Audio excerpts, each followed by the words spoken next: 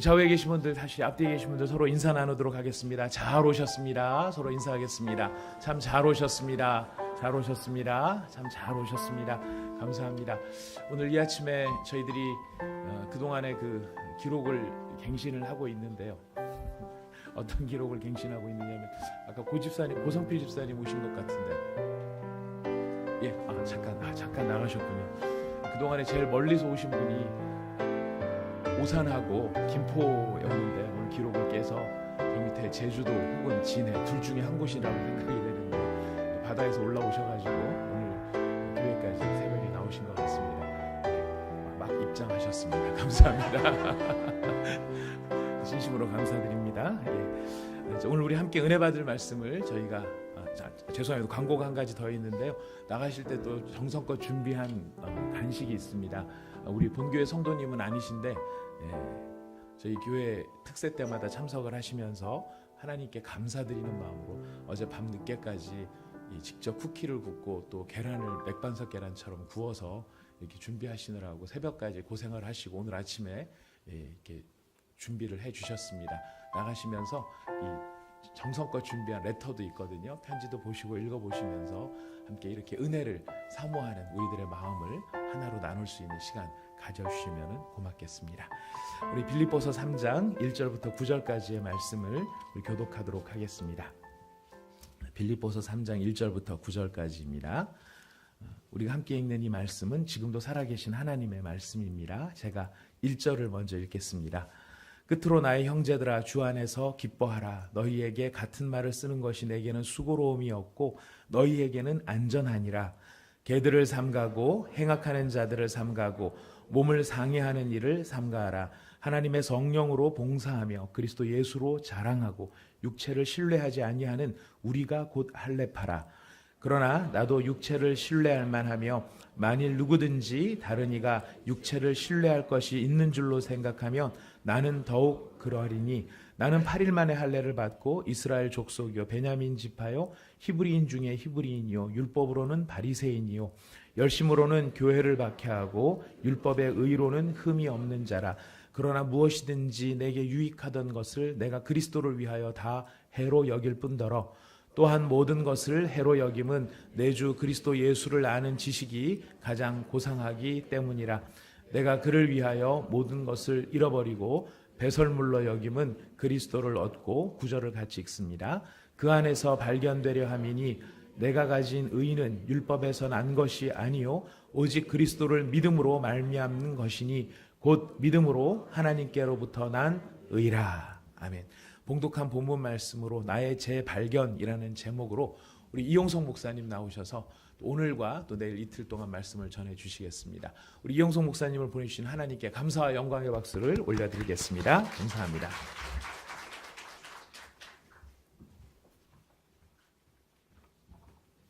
네, 반갑습니다. 우리들의 삶이 쉽지 않죠. 제가 주님을 사랑하고 따르는 사람이지만 저도 어려울 때가 많이 있습니다. 자신에 대해서 실망할 때도 있고 세상이 너무 힘들 때도 있고 그리고 여러 가지 것을 생각을 하면서 주님과 좀 늘 더 가깝게 천국을 좀 체험하고 그렇게 살기를 원하는 소원이 여러분과 저의 마음속에 늘 있는데 하나님이 은혜 가운데 그런 시간들을 때를 따라 그리고 하루에도 어느 그 순간순간에 그분의 임재하심과 그분의 말씀과 그분의 위로와 자연을 통해서도 어떤 분의 격려의 말을 통해서도 또 특별히 말씀 속에서 우리가 천국을 경험하고 힘을 얻습니다. 모인 이 시간이 짧은 시간이지만 여러분과 저에게 하나님의 강한 임재하심 가운데 천국을 테이스트하고 하나님의 말씀 속에서 우리 자신을 돌이켜보고 주님의 품 안으로 들어가는 그래서 새로운 힘을 얻고 우리의 방향과 마음을 다시 주님께 새로 이렇게 초점을 맞추는 그러한 시간이 되었으면 좋겠습니다. 우리가 종종 듣는 말 중에 스펙이라는 말이 있습니다. 거기 한국에서야 이 말을 설명하지 않아도 다 알아듣지만 미국 사람에게 스펙이라고 그러면 아무도 못 알아들을 것입니다. 무슨 extracurricular activity라든지 아니면 그 사람의 어떤 qualification이라든지 이런 식으로 말을 하면 모르지만 그런 뜻으로 사용을 하는데 스펙이라는 말을 많이 사용합니다. 아직 확실치는 않지만 그 specification이라는 말에서 따와서 한국식으로 번역해서 사용하는 것이 아닌가 그러한 생각을 해봅니다. 학교나 직장을 지원할 때 또는 공부 이외에도 그 사람에 대해서 좀 알아볼 때 그 사람의 어떠한 그 특성이나 창의력이나 무슨 팀워크나 또는 리더십 또 갖고 있는 어떤 스킬들 이런 걸 알아보기 위해서 스펙을 본다고 하죠. 그러니까 학점만으로는 알 수 없는 지원자 고유의 특징을 볼 수 있기 때문이라 생각이 됩니다. 한국이 옛날에는 제가 자랄 때만 해도 고등학교 때까지는 열심히 공부를 하죠. 저도 기억이 납니다. 4시에 일어나가지고 중학교 때 너무너무 힘들어가지고 주님 빨리 오시라고 대학 그 엔트런스 exam 오기 전에 왜냐하면 이게 그냥 계속 공부하고 새벽에 일어나서 또 공부하고 하니까 힘들잖아요. 근데 그 당시에는 대학교를 일단 들어가면 별로 이렇게 제가 아는 분들을 봐도 공부를 안 하고 맨날 노는 것 같고 머리도 그때는 기르고 저희는 그 크루컷 밀어버린 그리고 교복 입고 다녔던 그러한 시절이었습니다. 근데 요즘은 대학교를 들어가도 학생들이 수업뿐만 아니라 여러 가지 자격증을 따고 자신을 준비하느라고 바쁘다는 이야기를 듣습니다.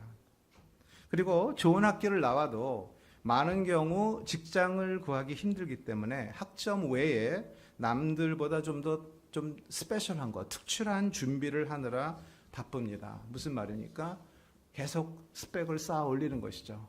그래야 이 경쟁 사회에서 나의 스펙을 보고 내가 원하는 것을 얻을 수 있다라는 생각에서일 거라 생각됩니다.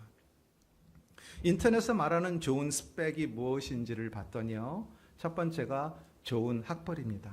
근데 재밌는 거는 유치원부터 시작이 된대요. 그러니까 유치원 때부터 명문, 그리고 명문 초등학교, 명문 중고등학교를 나와야 결국 이름 있는 대학, 최고 학벌에 가담할 수 있다라는 말입니다. 두 번째는 학점입니다. 물론 다 A를 받아야겠죠.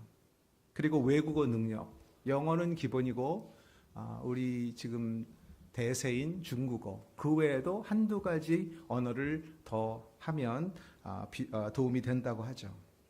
네 번째는 글로벌 소사이어티에 걸맞는 해외 연수 또는 해외 인턴 경험입니다.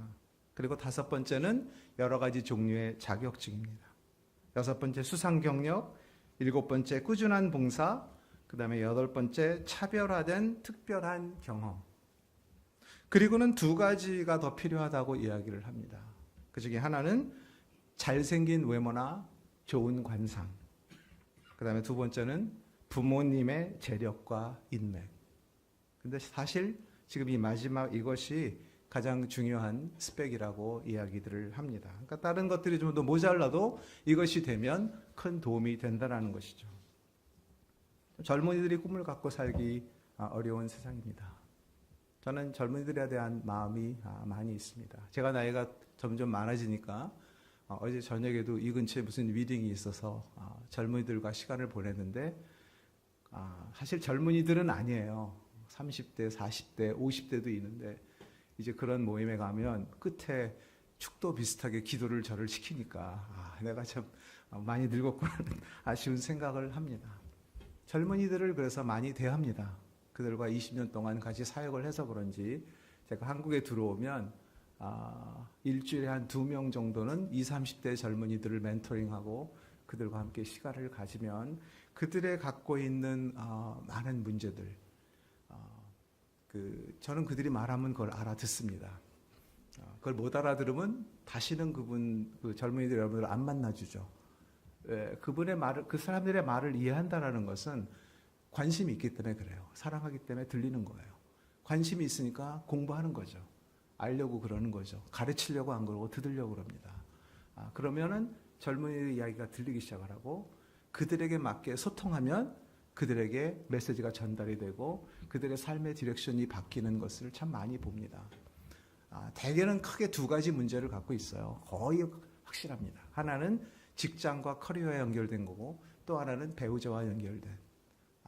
그래서 이 모든 것들이 이들이 이 경쟁 사회에서 내가 어떠한 꿈을 꾸고 또 어떠한 자리로 올라가고 어떠한 잡을 잡고 또 이런 모든 것들이 너무나 민첩하게 연결이 되어 있기 때문에 이들의 마음에는 많은 아픔과 고민과 그리고 많은 생각을 안고 살아가는 젊은이들을 보면서 마음이 좀 이렇게 찡할 때가 많이 있습니다.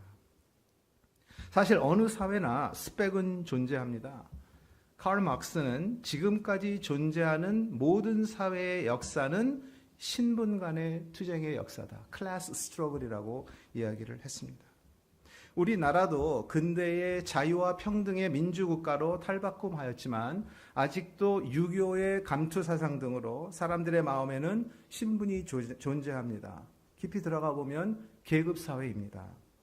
그리고 사회도 개인의 능력보다는 아직도 혈연, 인맥, 학벌에 얽매여 있음을 볼 수 있습니다. 심지어 북한도 공산국가이지만 출신 성분에 따라 신분이 존재하고 그것에 의해서 사회적으로 승진의 한계가 정해져 있다고 하죠.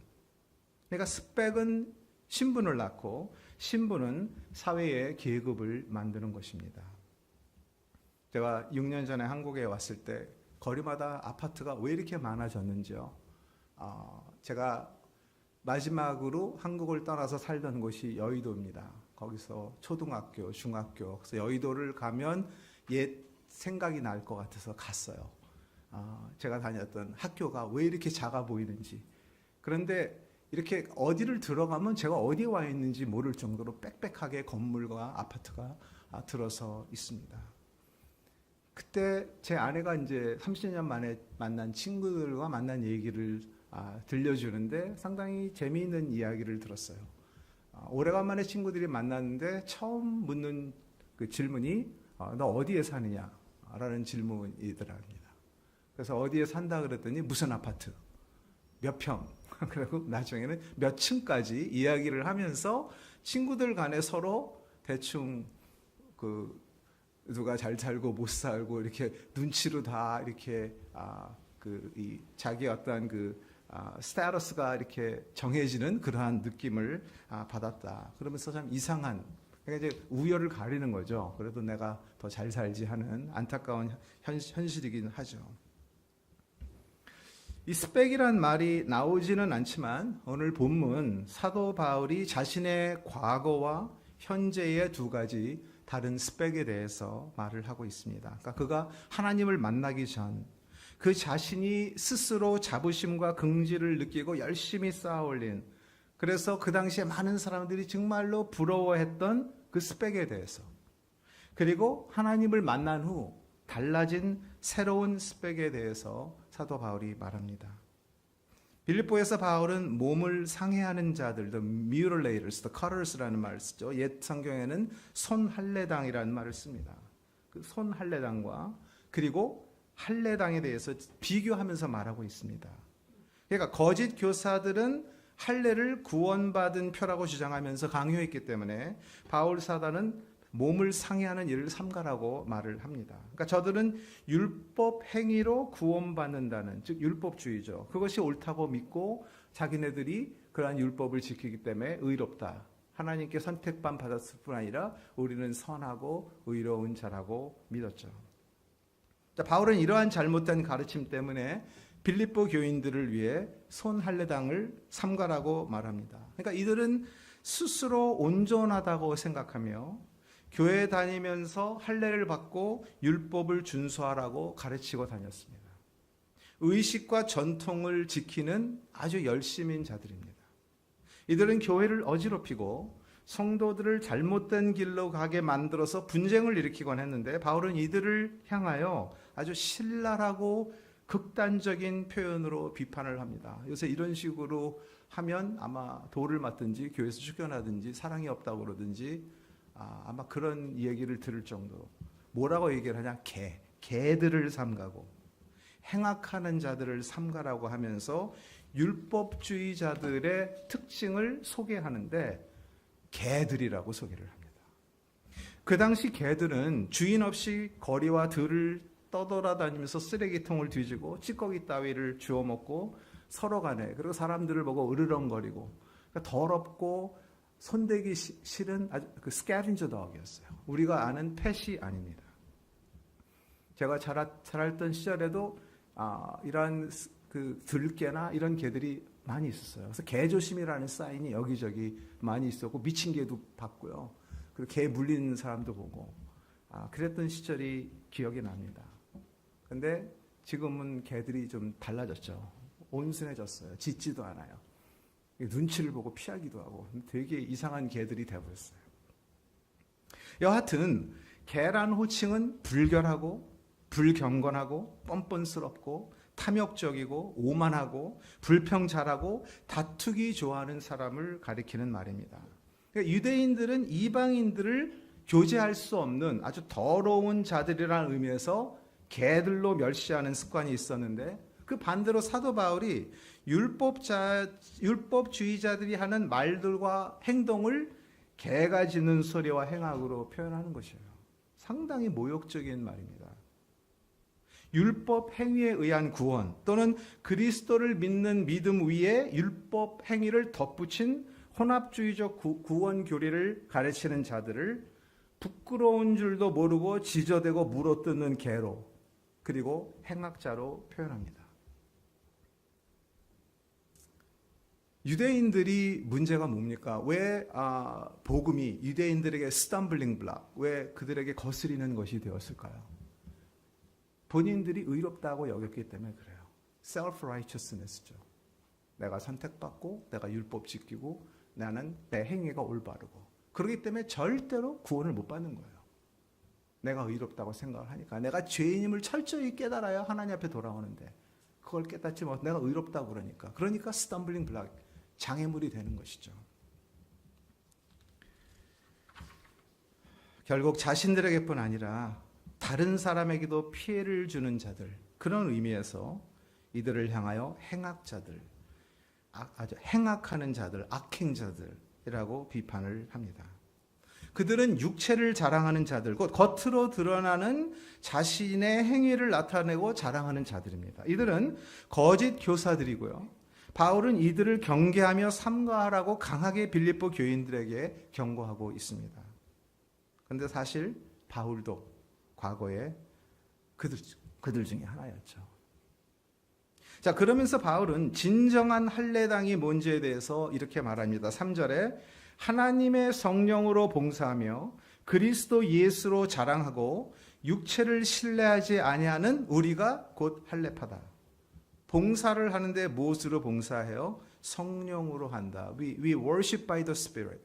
진정한 예배와 섬김의 삶이 참된 할례파, 곧 크리스찬의 모습인 것입니다.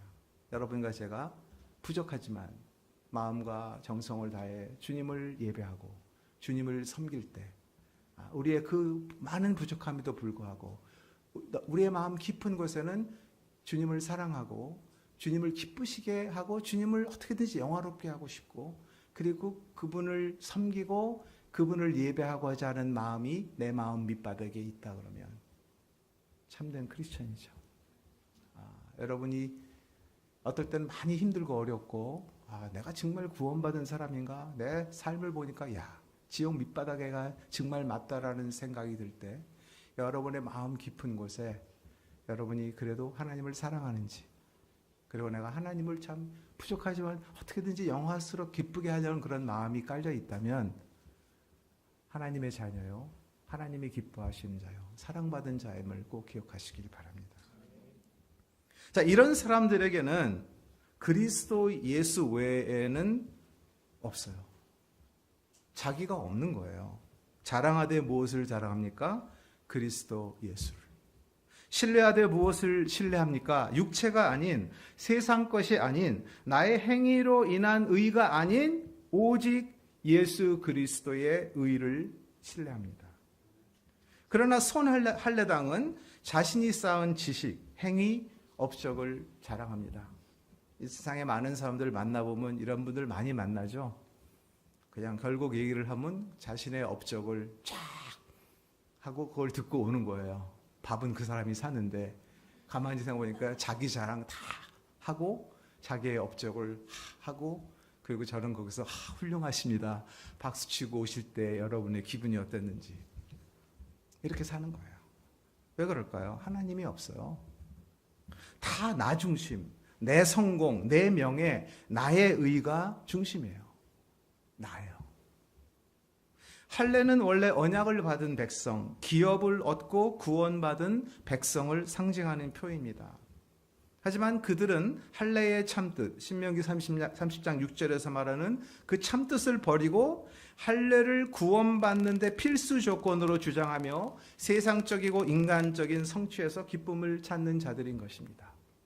제가 90년도에 형제들 9명을 데리고 필리핀에 선교사를 파송하려고 그 필리핀계 3세 미국에서 마스터 끝낸 형제를 필리핀에 선교사로 파송하려고 데리고 들어가서 저희가 2달을 필리핀에 있었습니다. 그 University of Ateneo하고 필리핀 가장 핵심적인 지금 서울대와 연대 여기 이름이라면 거기에 들어가서 전도를 하면서 이제 밑바닥을 깔려고 계속. 그런데 그때 거기에 International Church of Christ가 들어와서 똑같이 하고 있더라고요. 미국에서도 저희가 가는 곳곳마다 그 교회를 만났는데 이단이죠. 굉장히 저희하고 비슷해요. 뭐 공동체 생활하는 거, 제자 양육하는 거, 뭐 말씀 공부하는 거, 암송하는 거, 뭐 전도하는 거 다 비슷한데 중요한 것에서 달라요. 다 똑같은데 핵심적인 것을 달리면서 이단으로 빠지는데 뭐냐? 세례가 구원받기 위한 컨디션이에요. 그러니까 세례를 안 받으면 구원을 못 받는 거예요. 그러니까 행위에 의한 복음으로 사도 바울이 갈라디아에서 말한 내가 너에게 전한 사도들과 선지자들이 우리에게 전한 그 복음이 아닌 another gospel, 다른 복음. 그런 다른 복음을 전하는 자들에게 anathema, 저주가 있을지어다. 그렇게 말한 다른 복음을 전하는 거죠. 똑같은 거예요. 얼핏 보면 정말 좋은 크리스찬 같이 보이고 정말 하나님을 경외하는 자 같이 보이는데 깊숙이 들어가 보면 자기 의의가 있고 율법 행위를 강조하고 그래서 할례를 받지 않으면 구원을 못 받는다. 그래서 잘못된 복음, 잘못된 진리를 가르치는 거죠. 이들은 그 당시 종교와 사회의 지도자들, 다른 말로 존경과 부러움을 받는 엘리트고요. 상류층인데 결국 그리스도는 없는 자들입니다. 사도 바울은 참 하나님의 구원받은 언약의 백성들은 육체를 신뢰하지 않는다고 말합니다. 그리고 바울 자신이 이전에 유익하다고 믿고 신뢰했던 그의 화려한 세상적인 스펙에 대해서 이야기를 합니다. 빌립보서 3장 4절에서 6절에 그러나 나도 육체를 신뢰할 만하며 만일 누구든지 다른 이가 육체를 신뢰할 것이 있는 줄로 생각하면 나는 더욱 그러하리니 나는 8일 만에 할례를 받고 이스라엘 족속이요 베냐민 지파요 히브리인 중에 히브리인이요 율법으로는 바리새인이요 열심으로는 교회를 박해하고 율법의 의로는 흠이 없는 자라. 대단하잖아요. 율법의 의로는 흠이 없는 자라. 8일 만에 할례를 받았다는 것은 유대인으로서 정통성을 나타내는 것이죠. 하나님과 언약을 맺은 신정 민족인 이스라엘 족속이다. 그렇게 말하는 거예요. 베냐민 지파, 즉 약속의 땅에서 태어난 그 지파다. 초대왕 사울을 배출한 그 베냐민 지파. 남북조 분열 후에도 다윗 왕조에 충성했던 그 지파다. 바벨론 포로 이후 유다와 함께 핵심 지파였죠. 항상 군대의 요직을 맡았습니다. 전쟁의 포스트 오브 오너, 전쟁 나갈 때 구호가 뭐예요? After thee, O Benjamin. 베냐민을 따르라. 외래 문화에 오염되지 않고 순수성을 지킨 베냐민 지파 출신이라고 말하는 것이죠. 그리고 히브리인 부모에게서 태어난 히브리인, 즉 디아스포라로 있으면서도 유대인의 순수성을 지킨 것이죠. 태어난 후에도 출중한 업적입니다. 율법으로는 바리새인, 즉 가장 엄격하고 율법을 철저하게 지키는 종파. 가말리엘 문화에서 교육을 받죠. 가장 도덕적으로 율법을 준수하며 완벽히 경지에 이르렀다는 의미에서 율법으로는 바리새인이라는 정말 명예로운 많은 사람들이 존경하는 그러한 명칭을 받습니다. 그리고 나면서부터 로마의 시민권자. 그러니까 혈통적, 도덕적, 지적, 사회적 어느 것 하나 빠지지 않는 누가 봐도 다 부러워할 가장 완벽한 조건과 배경을 지닌 것이에요. 정말 화려한 스펙입니다. 세상적으로 그런 성공한 사람이며 그가 가진 배경은 당시 많은 사람들이 부러워하며 사회적으로 큰 영향력을 지녔습니다. 그런데 그는 이런 자신의 성공적인 조건과 배경을 더 이상 자랑하거나 신뢰하지 않는다라고 말을 합니다. 자신, no confidence in the flesh. 자기의 육에 대해서 어떠한 자신이나 의뢰하는 것이 없는 거예요. 거기에 어떠한 프라이드도 없는 거죠. 아니 오히려 해로 여긴다, 잃어버린다, 배설물로 여긴다. 영어를 loss, 잃어버린다, worthless, 아주 전혀 유익하지 않은, 값어치가 전혀 없다, 전혀 유익하지 않다, 오히려 장애로 여긴다. 잃어버린다, 배설물로 여긴다의 뜻은 공부고 배움이고 이제 사회적 성취 다 쓸모 없으니까 하지 말라, 이런 뜻이 아니죠.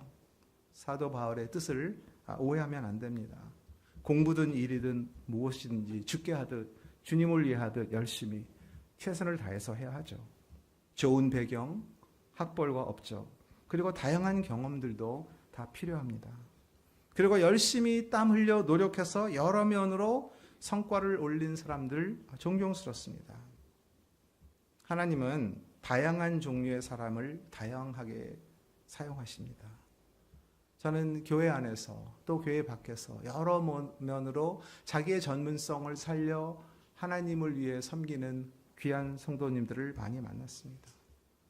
의사인데 해외에 나가서 봉사하고, 또 교사인데 선교사의 자녀들을 위해서 가르치고, 그리고 건축의 기술이 있으니까 어려운 데 가서 농촌이나 또 다른 제3세계에 가서 무보수로 건물을 보수해주고, 사도 바울도 그의 학식과 배경이 당시 복음 전파하는 데 유용하게 사용받았습니다. 자, 그러나 학문적 성공이나 배경 자체가 삶의 목적이요 자랑의 근원이 되면 안 된다는 것이죠.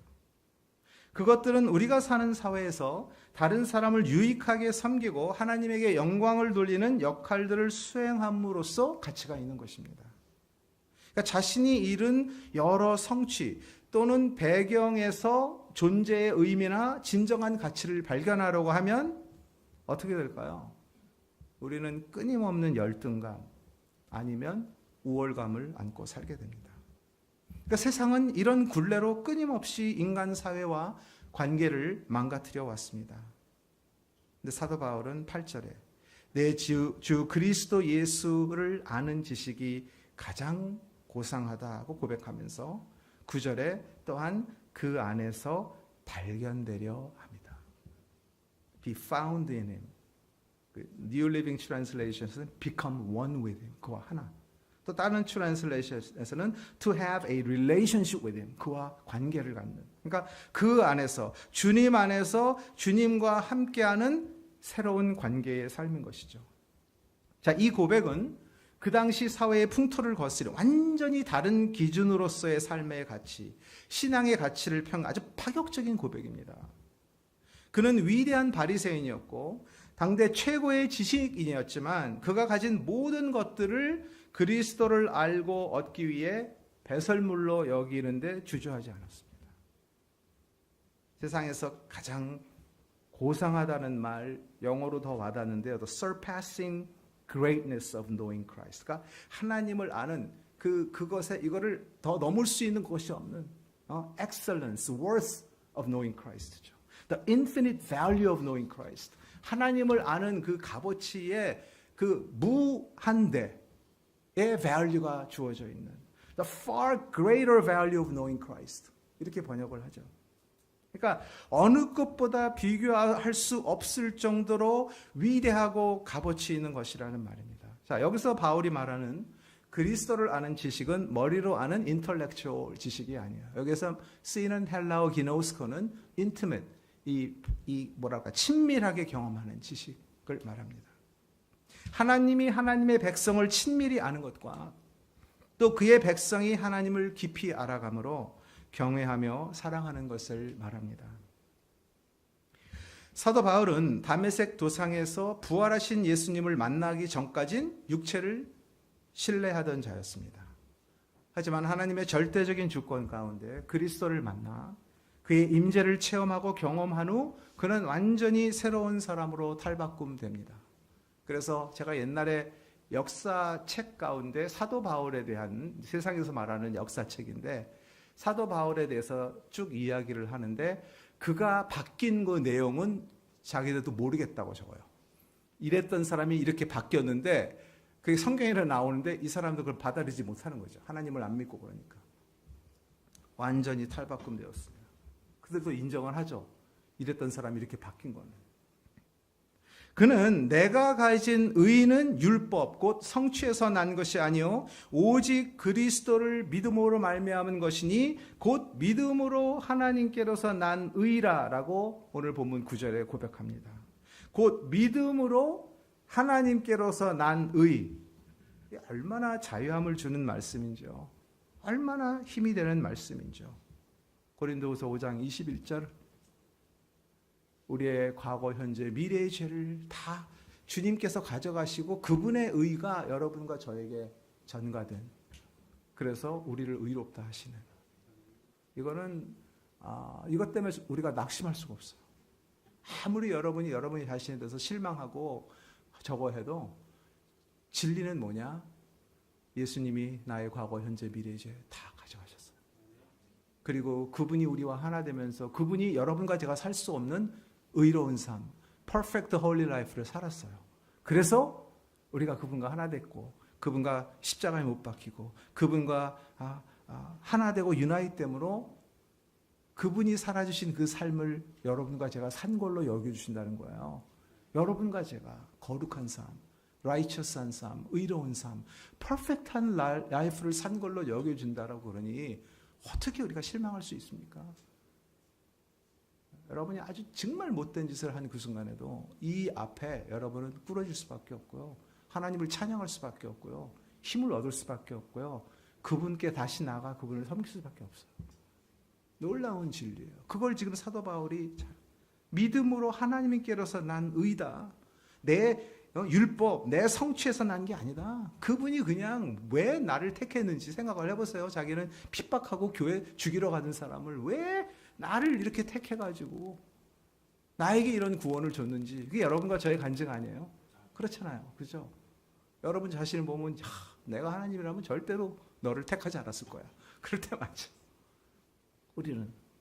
그런데 우리가 더 러버블해서도 아니고 그냥 하나님의 주권 가운데 무슨 뜻인지 창세 전부터 택해놓고 우리를 구원하시고 그리고 우리를 기뻐하시고 그리고 결국은 그분의 킹덤에 우리를 인도하셔서 영원토록 그분과 함께하는 그게 여러분과 저의 미래잖아요.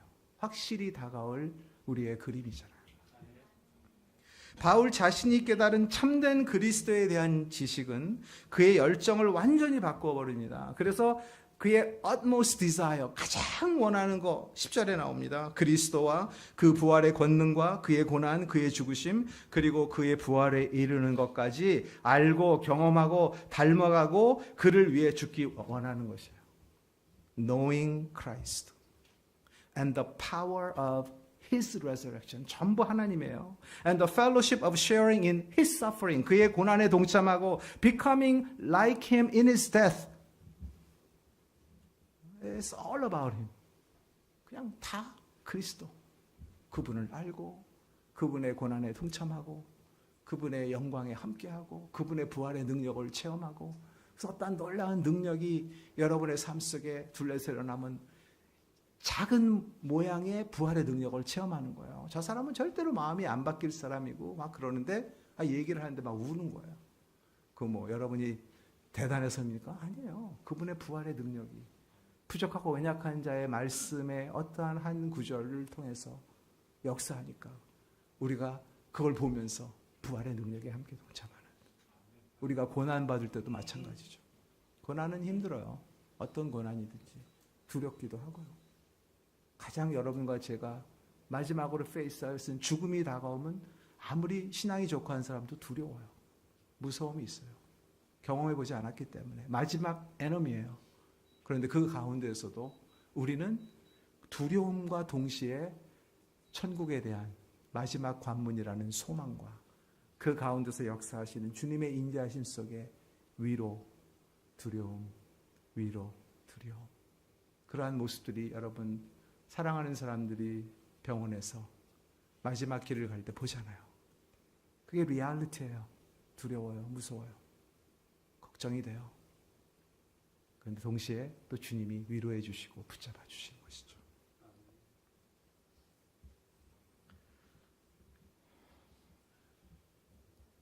바울은 그리스도를 만난 후 스스로 어리석은 자가 되었다고 고린도후서 12장 11절에 말합니다. 그리고 자신의 여러 약한 것들에 대하여 자랑하게 됩니다. 이는 그리스도의 능력으로 내게 머물게 하려 하게 함이라고 고백합니다. 이전에 이루었던 세상 사람들이 부러워하고 알아주는 자신의 의, 자기 애, 자신의 프라이드, 이런 세속적 자아상에서 벗어나서 뭐라고 그래요? 이제는 그리스도가 그의 자랑이요, 그리스도가 그의 기쁨이요, 그리스도가 그의 삶이요 목적이며, 그리스도의 승리가 그의 승리며, 그리스도의 영광이 그의 영광이 되었습니다. 그가 존재하는 이유와 그의 삶의 모든 가치는 오직 그리스도, 그분 안에서 발견되는 것입니다. 하나님을 온전히 체험하고 그리스도를 아는 성숙한 지식에 이른 사람들은 세상이 아무리 힘들게 해도 주님이 주시는 자유함이 있어요. 이게 큰 축복이에요. 세상이 얼마나 우리를 힘들게 합니다. 가족 멤버도 힘들게 해요. 사업도, 친구도, 심지어 교회 안에 있는 분도 힘들게 할 수 있어요. 그런데 그럼에도 불구하고 자유함이 있어요. 세상을 이기게 하는 힘을 가지게 됩니다. 그리고 자신의 값어치를 그리스도 안에서 발견합니다. 누가 뭐라고 그러고 상사가 뭐라고 그러고 상관없습니다. 자신의 존귀함을 알고요. 그래서 다른 이도 존귀하게 대합니다.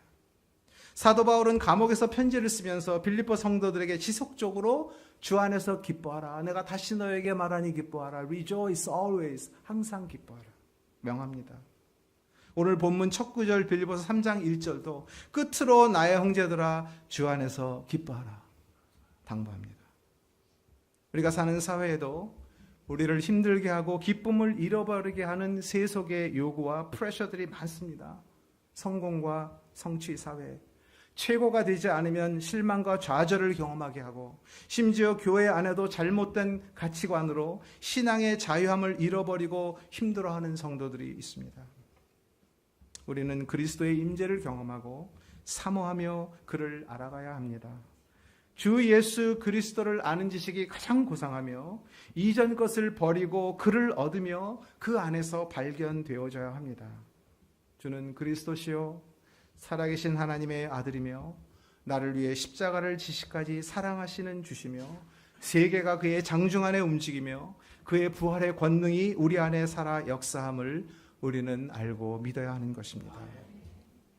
사실 우리는 다 한 번 길 잃어버린 양 같은 존재였다가 주님이 찾아준, 주님이 만나준 존재입니다. 그러니까 이 새벽에 여기에 와서 그분께 나아가지 않습니까? 세상 사람들 이해하지 못하죠. 주님이 찾아줬으니까, 만나줬으니까. 이제 그리스도 안에서 그와 하나된 관계 속에서 삶에 대한 새로운 안목과 나 자신의 가치에 대한 새로운 존재의 의미를 꼭 기억하고 살아야 하는 것이죠. 여러분은 사랑받는 자이며 그리스도 안에서 발견되어진 귀한 성도님을 꼭 기억하시기 바랍니다. 기도하겠습니다. 한 1분 정도 조용히 주님께 감사의 기도 드리고 제가 기도로 마무리하겠습니다. 함께 기도하겠습니다.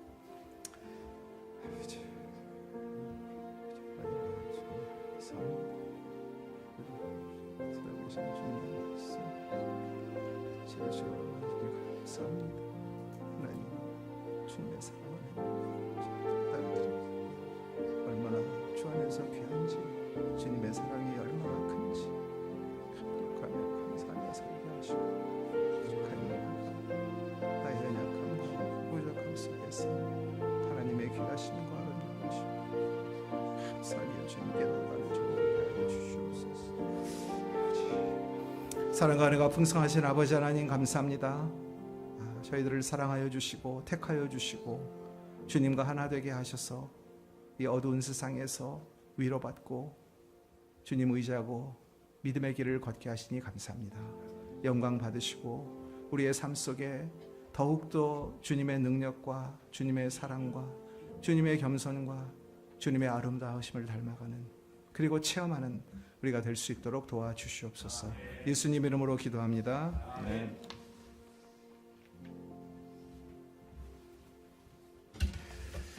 성령님께서 성령을 통하셔서 우리 온 사랑에게 꼭 필요한 말씀을 저희들에게 허락해 주셨습니다. 우리가 그리스도 예수의 참된 가치를 날마다 듣고 또 그것에 진정으로 동의할 수 없다면 우리의 신앙은 다시 한번 생각해 봐야 될 신앙이겠죠. 하지만 이 귀한 신앙을 그리스도의 능력 안에서 우리 자신을 발견하는 이런 삶의 믿음의 말씀의 도전을 우리에게 또 주셨습니다. 우리 자신이 어떤 존재인가, 내가 어떤 존재인가 우리가 다시 한번 확인하는 시간이 됐으면 좋겠고요. 제가 처음에 목사님께서 10가지 세상의 스펙에 대해서 이야기하셨을 때 저 한 가지 자신이 있었습니다. 10가지 중에서 딱 한 가지, 다른 거 모르겠는데 이거 한 가지는 제가 확실하게 자신이 있는 게 있습니다. 부모의 인맥과 재력, 부모의 재력과 인맥, 저 이거 하나는 확실히 자신이 있습니다. 여러분 안 그러신가요? 뭐 관상, 잘생긴 얼굴 이런 것도 물론 해당될 수 있을지 모르지만 그게 아니고요. 진짜 확실하게 자신이 있습니다. 우리 아버지가 누구세요? 하나님이세요. 예. 사람들이 인정해 줄지 어떨지 모르겠지만 이력서에 붙인 이름 쓸 때 God 이렇게 쓸 수 있는 이런 자리로 우리가 부름을 받았습니다. 누구 안에서? 그리스도 안에서. 그리스도 안에서. 그것이 우리의 재발견입니다. 그리스도 안에서 내가 누구인가를 깨닫는 것. 우리 아버지가 가시라는 걸 우리가 확인하면 어디 가서도 꿀리지 마십시오. 예. 누구 앞에 가서도 주님의 재력과 주님의 인맥을 따라갈 사람은 없습니다. 우리의 힘이고요. 또 아침에 또 목사님을 통해서 우리가 방언과 통변의 은사를 많이 체험을 했습니다. 말씀 주시면서 바로바로 또 동시통역까지 해주시는 성령의 은혜를 우리가 함께 누렸는데요. 이 모든 것들 우리가 다 가능할 수 있는 것은 우리의 시선, 다른 것이 아닙니다. 내가 누구인가를 달리 볼 수 있는 것, 성령의 능력이죠. 성령께서 우리를 새롭게 알게 하시고 깨닫게 해주시는 것입니다. 우리 오늘 이 귀한 말씀을 마음에 새기면서 내가 누구인가? 나는 그리스도 안에서 재발견되는 내 의로 사는 사람이 아니라 그리스도 예수의 의로 사는 사람이기 때문에 어떤 상황에서든 하나님의 심판 앞에 두려움이 없는 사람, 세상 앞에서 꿀림이 없는 사람, 바로 이 사람이 나다. 바로 이것을 우리가 확인하기를 원합니다. 이런 마음의 소망을 담아서 우리가 찬양을 한 곡 드릴 텐데요. 여러분 아마 많이 들어보신 곡이고 잘 아는 곡이라고 생각합니다. 시선이라는 곡인데요. 내게로부터 눈을 들어 주를 보기 시작할 때 주의 일을 보겠네. 내 작은 마음 돌이키사 하늘의 꿈 꾸게 하네. 주님을 볼 때.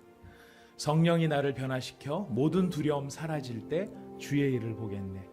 황폐한 땅 한가운데서 주님의 마음을 알게 되니 주님을 볼 때, 모든 시선을 주님께 드릴 때, 살아계신 하나님을 느낄 때 내 삶은 주의 역사가 되고 하나님이 일하기 시작하네. 오늘 고백을 담아서 우리가 이 찬양을 주님 앞에 말씀을 받으며 그렇습니다. 주님, 제가 이렇습니다. 같이 고백하는 시간 갖기를 원합니다. 찬양하겠습니다. 내게로부터 눈을 들어 주를 보기 시작할 때 주의 일을 보겠네. 내 작은 마음 돌이키사 하늘에 꿈꾸게 하네. 주님을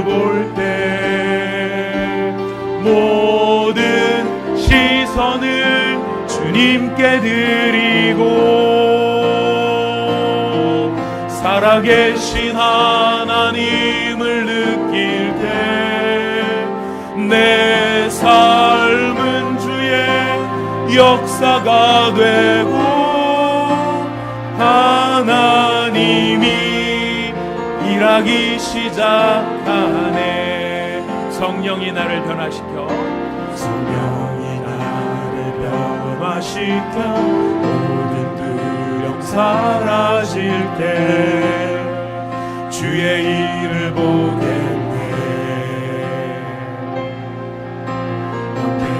땅한 가운데서 주님 마음 알게 되리. 주님을 볼 때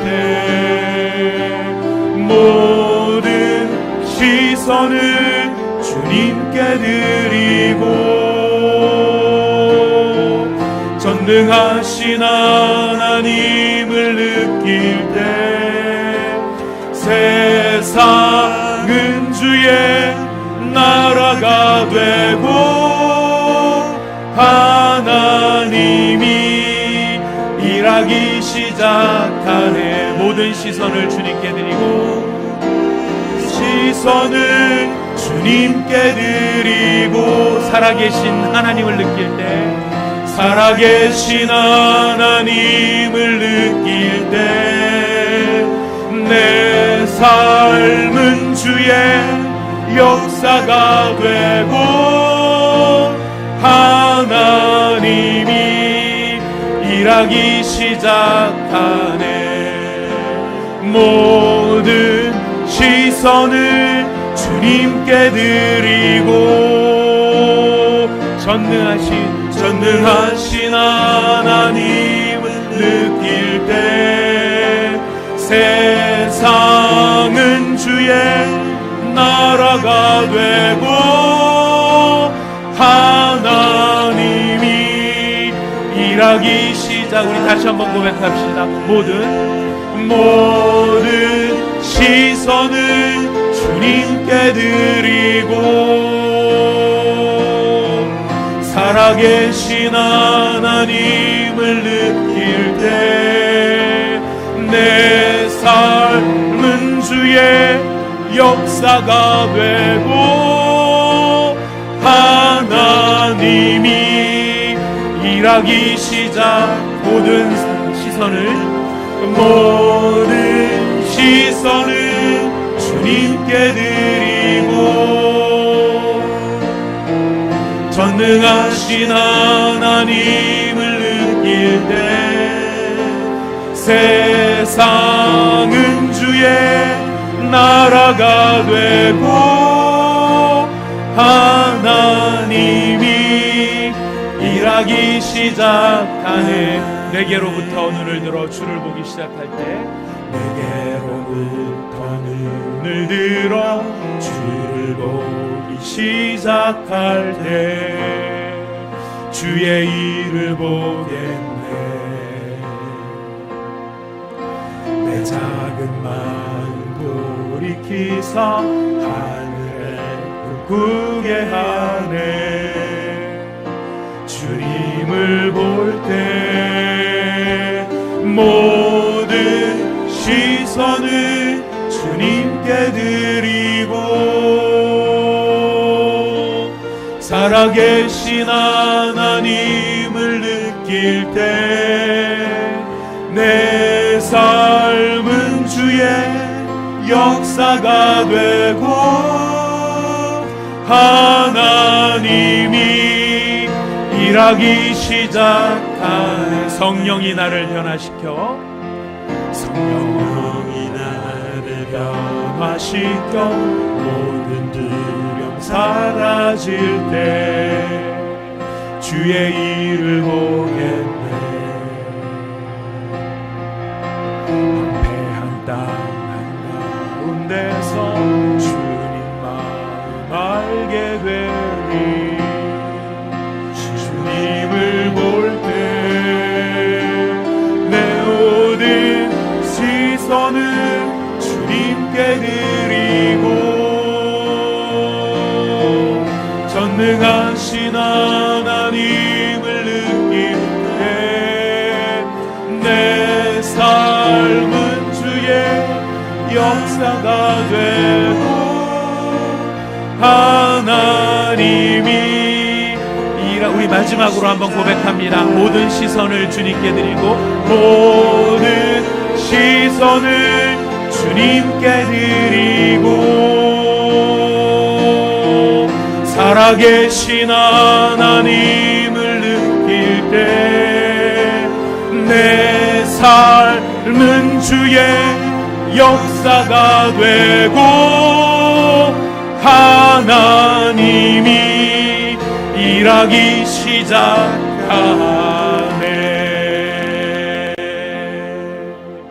우리 이 찬양과 이 말씀을 드리면서 주님 앞에 기도의 자리로 나가도록 하겠습니다. 사도 바울 이전에 자신에게 좋던 모든 것을 다 무엇으로 여겼다고 했습니까? 배설물. 한 글자로 줄이면 그거예요. 세 글자는 배설물인데 한 글자로 줄이면 그거예요. 어떻게 그럴 수 있었을까요? 어떻게 그걸 얻기 위해서 저 평생을 들여서 그거를 하는데, 삶을 살아가는데 어떻게 사도 바울은 그 모든 것을 한순간에 배설물같이 여길 수 있었을까? 그리스도 예수를 만나고 나니까요, 비로소 깨닫게 됐던 것입니다. 그냥 무슨 도 닦듯이 세상을 초월한 이렇게 체념하듯이 살아가는 그런 것이 아니라 예수의 가치가, 예수의 영광이, 예수 그리스도가 가지신 그 아름다우심이 얼마나 큰가 하는 것에 대해서 눈이 열리니까 나머지 것들이 너무너무 아무것도 아닌 것으로 보이는 그 시선의 변화가 생겼던 거예요. 이 일을 주도하시는 분이 누구십니까? 성령님이십니다. 성령이 나를 변화시켜 모든 두려움 사라질 때, 오늘 이 아침에 주님, 바로 이 사도 바울이 경험했던 이 놀라운 삶에 대한 변화가 바로 저의 변화가 되게 하여 주시옵소서. 우리의 마음속에 있는 모든 두려움들, 내가 염려하고 지금 걱정하는 내 기도 제목으로 가지고 올라온 것들, 이 모든 것들이 새롭게 의미를 갖게 될 수 있는 바로 이 능력의 체험을 이 시간 하게 하여 주시옵소서. 그리스도의 가치를 발견하게 하시고 예수의 권세와 권능과 그 아름다우심에 내 눈이 활짝 뜨여지게 하여 주시옵소서. 이 모든 일을 성령께서 하시는 줄 믿습니다. 바울에게 임하셨던 성령, 베드로에게 임하셨던 성령, 고넬료에게 임하셨던 그 성령이 지금 이 시간 나에게 역사하여 주시옵소서. 우리 이런 간절한 마음을 가지고 주님 앞에 기도하며 나가도록 하겠습니다. 다 함께 기도합니다.